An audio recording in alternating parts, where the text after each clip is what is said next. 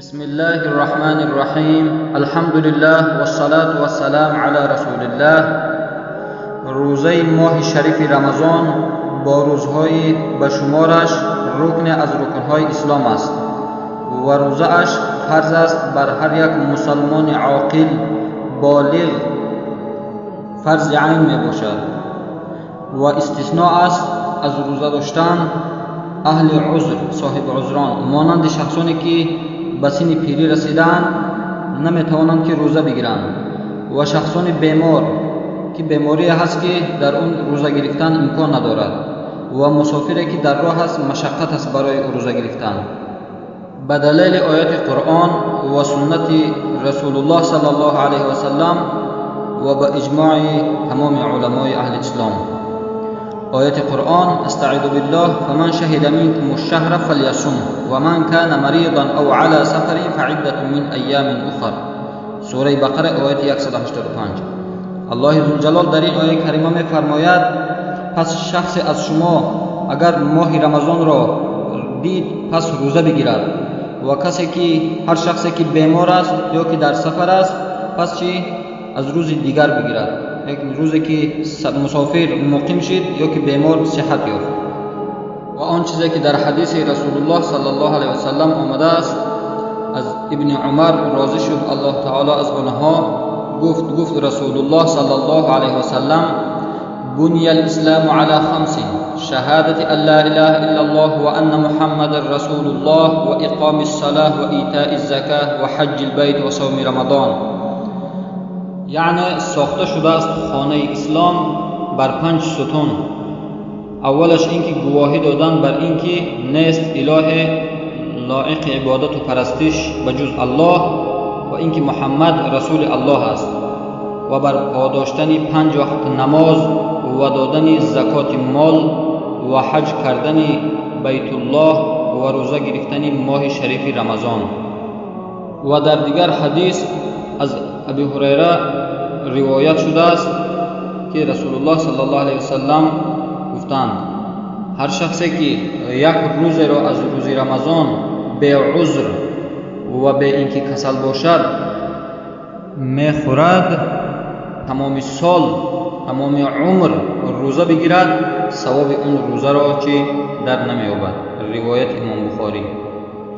و از همه مشکلتر، دشوارتر، وزنینتر برای انسانی که دعوای مسلمانی میکند این است که در نزد مردم ناشرمیده، حیا نکرده، در چایخانه ها و آشخانه ها، در کوچه ها و بازارها، در نزد مردم روزدار که همه دهنی به مهر هستند بے پروا خوراک میخورند و آب مینوشند.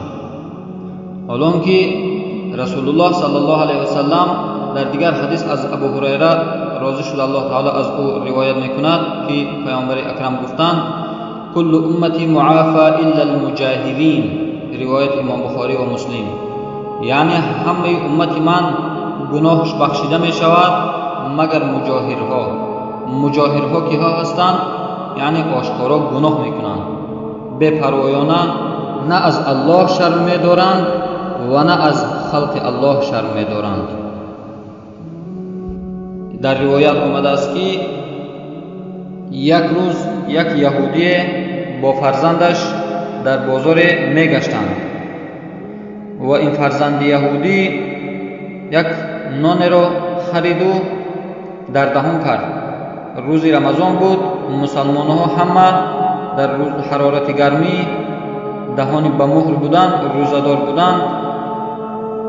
وقتی که یهودی نگاه کرد که فرزندش نان در دهان میکند، میگه فرزندش یک شپاتی زد، گفت که تو از الله شرم نمیداری که مسلمان ها امروز روزدار هستند، تو احترام روزدارهای مسلمان را بجا نمیاری.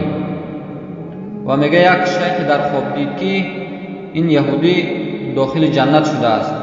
گفت ای مرد، تو چه خیلی داخل جنت شدی که در حالی که تو یهودی بودی؟ میگه یهودی گفت که روز رمضان بود، فرزند من احترام روزدارا را بجا نیاورده لقمه نان در دهان کرد، من به خاطر احترام مسلمان ها اون را یک شفاهی زدم که تو باید در این روز رمضان در نزد مسلمانان خوراک نخوری. و میگه مرا الله تعالی به همین سببی که مسلمانان را احترام کردم داخل بهشتم گردانید. و میگه تو یهودی بودی چقدر داخل بهشت شدی؟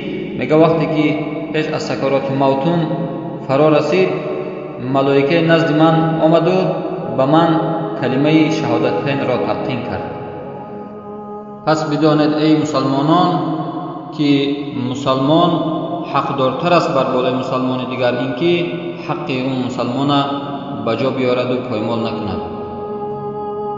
در دیگر حدیث رسول الله صلی الله علیه و سلم می‌فرماید یک شب من خواب بودم که دو مرد نزد من آمدند.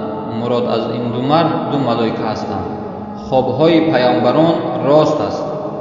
میگه مرا گرفتند از دو طرف کتفام بردند.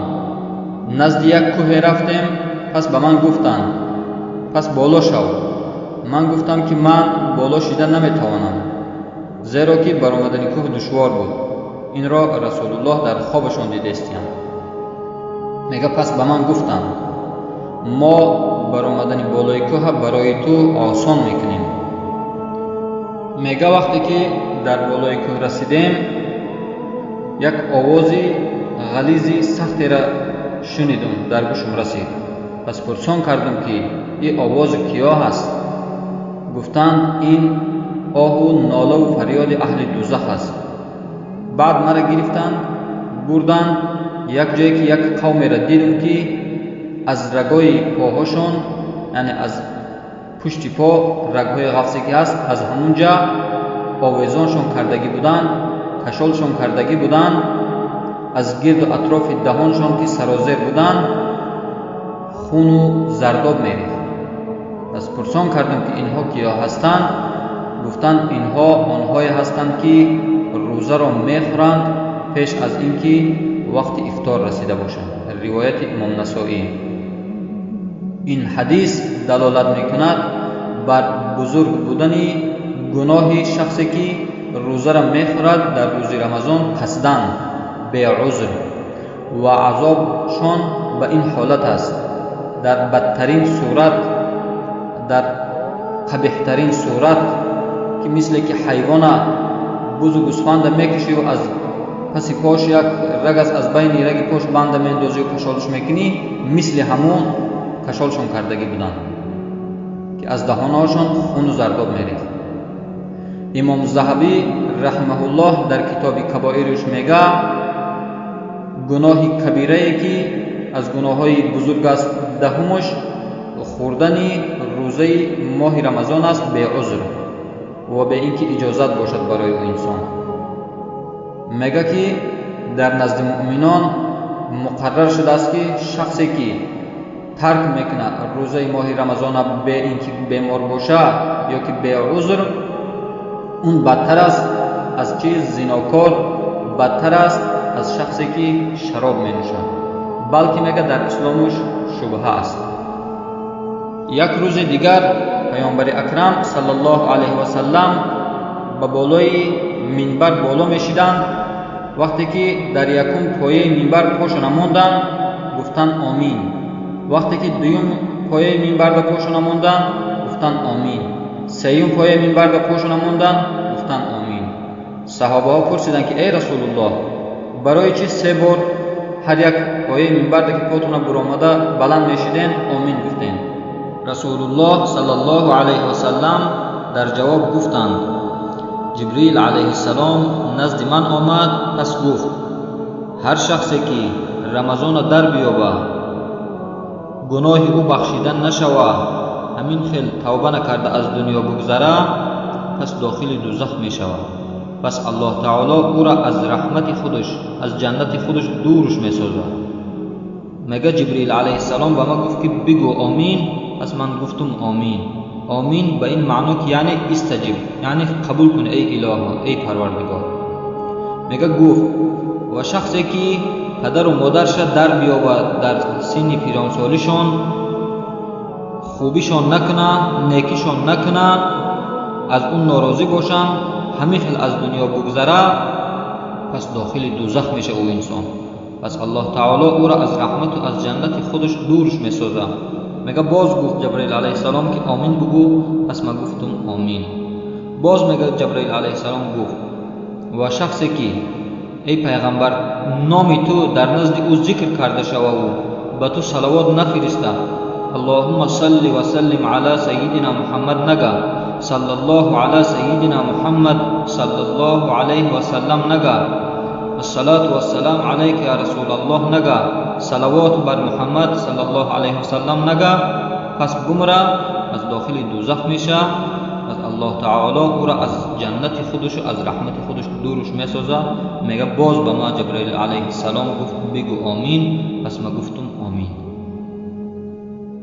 پس ای مسلمانانی که شما کار میکنید به خاطر دریافت کردن رزق روزی، نشود که کار یماهی شما از این فریضه مهم الهی شما را باز دارد. نشود که به خاطر یک ماه رزق روزی گفته خودتان داخل دوزخ ابدی کنین. نشود که الله ذوالجلال بر بالای شما غضب‌آلود شود.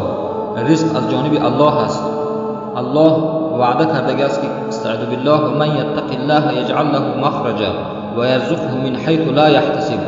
کسی که از الله تقوا کنه، کسی که از الله بترسه، الله راهی از مشکلی برآمدن برای او انسان آسان میکنه و از جای برای او انسان رزق میدهه که در فکر و خیالش نیست. و من یتوکل علی الله فهو حسبه. و کسی که به الله تعالی تکیه کنه، توکل کنه، الله برای او بسنده است. و ای برادران مسلمانی که فرزند دارین، امروزها فرزندان ما و شما به سن 12 سالگی و 13 سالگی رسیدن، حرکت بکنیم که فرزندا را به نماز خواندن و خصوصا به روزه گرفتن این ماهی که زود گذر است دعوت کنیم. مجبورشان بکنیم که فرزندم من روز قیامت از بالای تو جوابگر هستم، مسئول هستم، صبر کن این یک ماه روزه بگی. الله تعالی در دنیا در رزقت، در مالت، در جانت برکت عطا می‌فرماید، در سلامتیت برکت عطا می‌فرماید. از الله بترس، دعوت کنیم فرزندا را که ما از بالای این فرزندها جوابگر هستیم. ماه رمضان به حق رساند همه را، از شربت مغفرت چشاند همه را. امسال غنیمتیم سال یک بار، تا سال دیگر خدا رساند همه را. انسان نمیدونه که بعد از این رمضان تا رمضان دیگه باقی هستیم یا نه، عمرمان چقدر دیگر وقت داریم. به خاطر که در رمضان گذشته بسیاری از ما و شما را پدرامون یا که مادرامون یا که خواهر و برادرامون یا که فرزندای جگربندمون که در پهلوی ما بودن یک جا میشتیم و افطار میکردیم و روزه میگرفتیم، امروز در بر ما و شما نیستن. به همین خاطر ما و شما را این روزهای به شماره که 29 روز است به حساب است، زودگذر است، از دست ندهیم، رضای الله در بیابیم، در دو دنیا سربلند میشیم. و آخر دعوانا ان الحمد لله رب العالمین. سبحانك اللهم و بحمدك اشهد ان لا اله الا انت استغفرك و اتوب الیک.